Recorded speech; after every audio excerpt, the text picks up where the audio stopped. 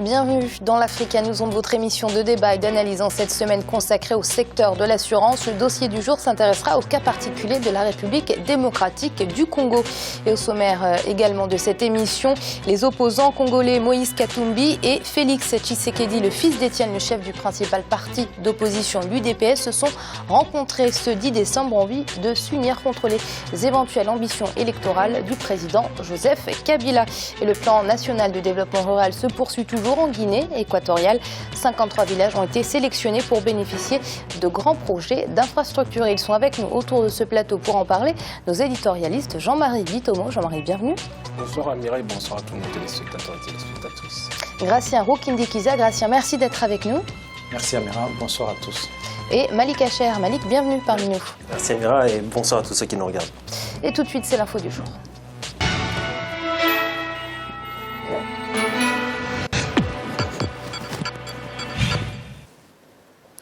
Cela s'est passé ce 10 décembre très discrètement. Moïse Katumbi, ancien gouverneur de l'ex-Katanga, et Félix Tshisekedi, fils d'Étienne, le chef du principal parti d'opposition, l'UDPS, se sont réunis dans un hôtel parisien pour évoquer l'avenir de leur pays, la République démocratique du Congo. Ils veulent faire cause commune pour contrer le président Joseph Kabila et permettre la tenue d'élections dans des délais constitutionnels. Gracien, cette rencontre secrète dans le 8e arrondissement de Paris vous étonne-t-elle ?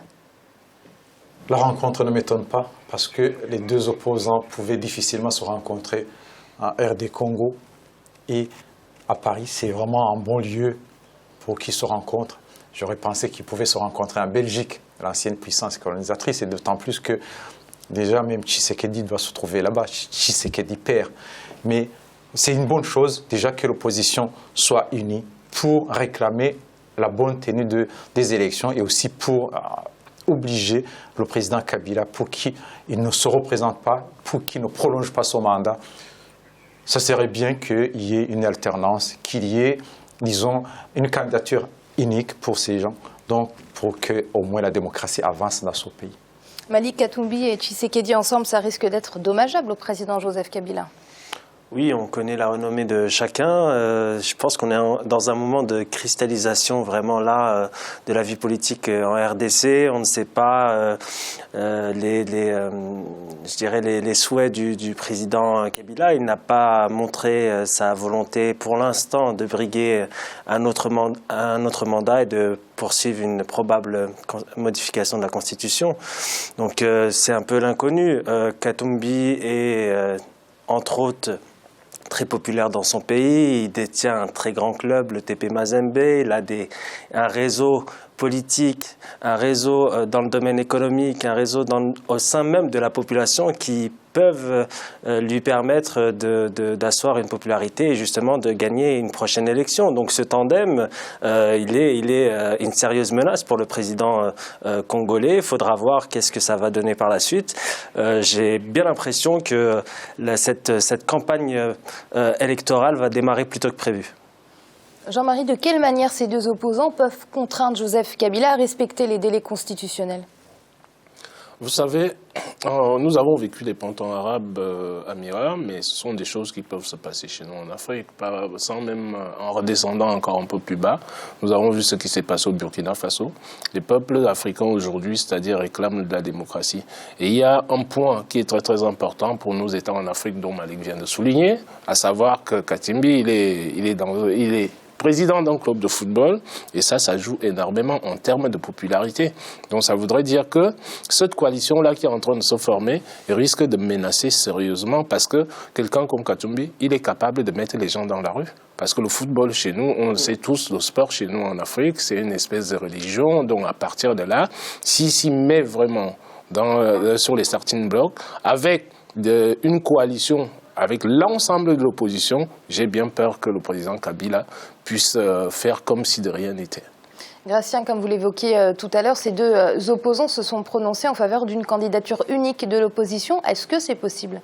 C'est possible. Il suffit qu'il y ait la volonté. Dans plusieurs pays africains, on voit bien que même les opposants, quand ils se mettent ensemble, ils ne veulent pas avoir une candidature unique.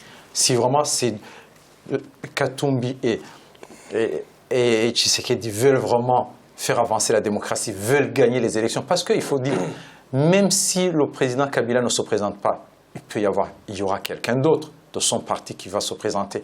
C'est-à-dire qu'il y a aussi la machine, il ne faut pas négliger la machine électorale, la machine du pouvoir qui peut œuvrer pour, disons, la réussite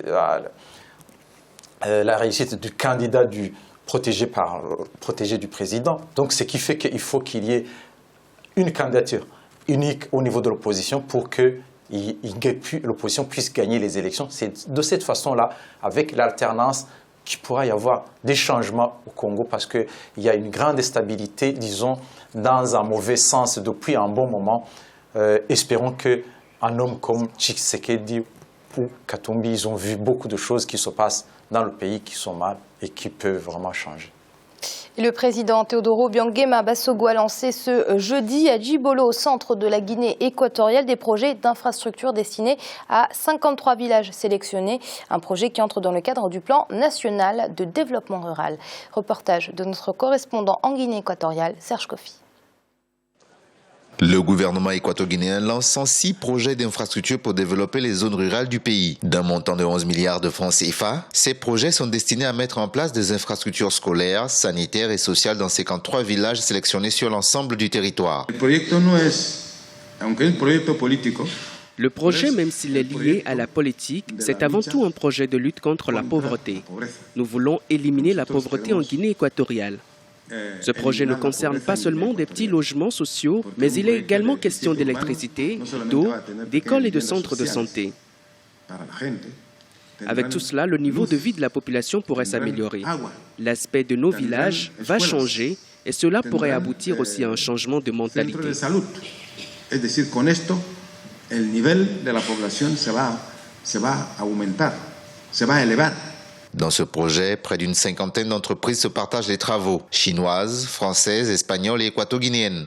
Selon le chef de l'État équato-guinéen, la primauté doit être accordée aux entreprises locales qui doivent saisir l'occasion pour démontrer leur savoir-faire. Avec cet ensemble de projets, une fois de plus, le président de la République vient à mettre en valeur son cœur comme père de la nation, malgré les difficultés qui se présentent en ce moment, compte tenu de la chute des prix du pétrole. Mais il continue à faire des efforts constants vis-à-vis de sa population. Le président est en train de tout faire pour lancer les Guinéens dans les petites et moyennes entreprises. Et je crois que c'est la meilleure des choses qu'il peut faire. En juin 2015, le président équato-guinéen avait annoncé lors de sa tournée républicaine le lancement d'un plan national de développement rural qui consiste à réduire la pauvreté dans ces zones vulnérables. Le projet doit prendre fin en décembre 2017.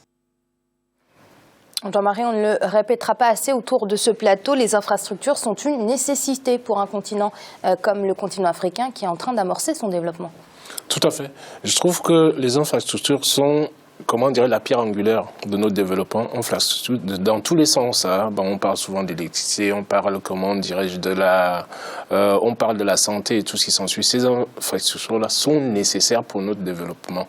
Donc le président Obiang, depuis qu'il s'est mis dans les grands travaux chez lui, il vise à réaliser, si vous voulez, à désenclaver son pays. Il y a le plan sur l'agriculture, l'agroalimentaire qui est mis en place depuis un certain moment et qui, je pense, qu'à terme portera ses fruits. Donc, il ne faut pas tout simplement, si vous voulez, faire en sorte que l'industrie agroalimentaire démarre et qu'il y ait des insuffisances par la suite. Il faut très très bien qu'il y ait des moyens d'écoulement pour essayer de faire en sorte que la Guinée équatoriale puisse atteindre son autosuffisance alimentaire. Donc je pense que les projets qui sont mis en place, ce sont des projets prioritaires dans toutes les économies africaines d'ailleurs aujourd'hui, en termes de transport, en termes sanitaires, en termes d'éducation et tout ce qui s'ensuit. Donc je pense que aller désenclaver les petits villages par une espèce de politique de décentralisation, c'est vraiment une bonne chose qui se passe, comment dirais-je, en Guinée équatoriale. Oui, parce que Malik, il s'agit ici d'infrastructures scolaires et sanitaires dans les zones rurales, une initiative à saluer lorsque on a souvent reproché autour de ce plateau la concentration des infrastructures dans les capitales et les grandes villes. Oui, cette manne pétrolière, elle pourra justement faire un rééquilibrage entre la ville et la campagne. Ça, c'est une chose essentielle pour permettre à la Guinée équatoriale d'avoir un aménagement du territoire qui soit cohérent.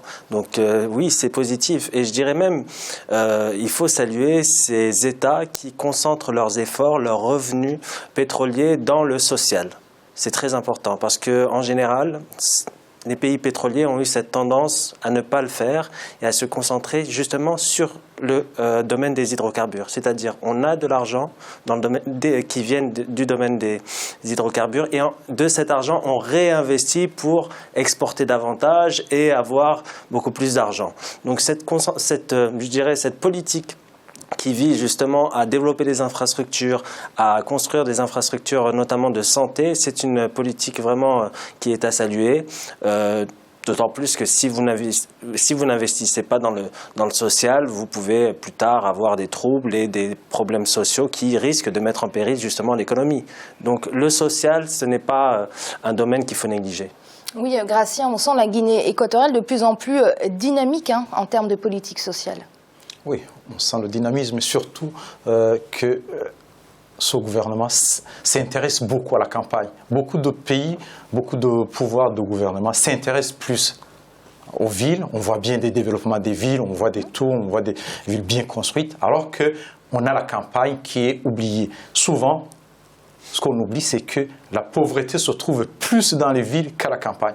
Quand on commence à développer la campagne, c'est-à-dire qu'il y a moins d'exode rural, il y a moins de gens qui vont dans la ville, et les gens restent dans les campagnes parce que les campagnes sont développées. Et de cette façon, les gens qui sont pauvres, qui se retrouvent dans la capitale, reviennent à la campagne pour développer la campagne. Et aussi, il y a une sorte d'équilibre au niveau démographique. Les gens ne sont pas concentrés en un seul endroit, mais on les retrouve dans plusieurs endroits. Cela permet aussi de décentraliser le développement.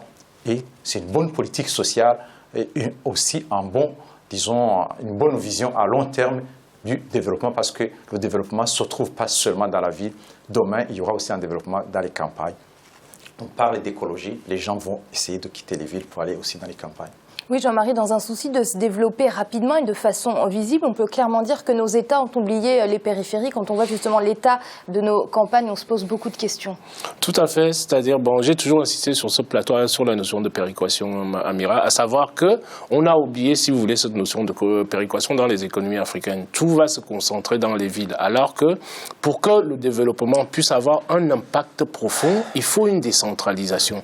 Moi, j'ai un souhait ardent, c'est que les États africains qui se lancent dans l'émergence, j'espère bien que on ira bien jusqu'au bout et que les stratégies en amont seront bien posées en place, qu'ils pensent à cette politique de péréquation-là, c'est-à-dire que les villes, que tout ne soit pas concentré uniquement dans les villes. Il faut savoir créer des bassins d'activité dans chaque économie en fonction des forces et des faiblesses de chacune de nos économies africaines, créer des bassins d'emploi diversifiés sur tout le territoire au lieu de tout concentrer en un seul endroit.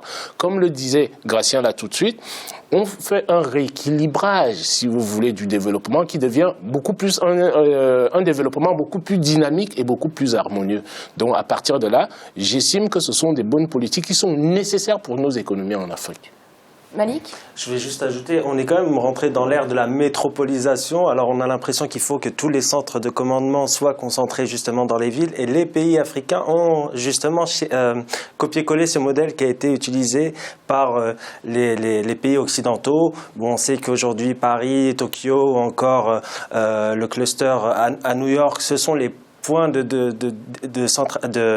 ce sont les centres de décision importants dans le monde, mais effectivement aujourd'hui on voit que cette politique elle est néfaste et pour toutes les raisons qu'ont rappelé Gratien et Jean-Marie, à cause justement de ce déséquilibre qu'on voit actuellement entre la campagne et la ville, notamment sur le plan social. Et c'est l'heure de marquer une courte pause, on se retrouve très vite pour la suite de l'Africaine nous en met tout de suite.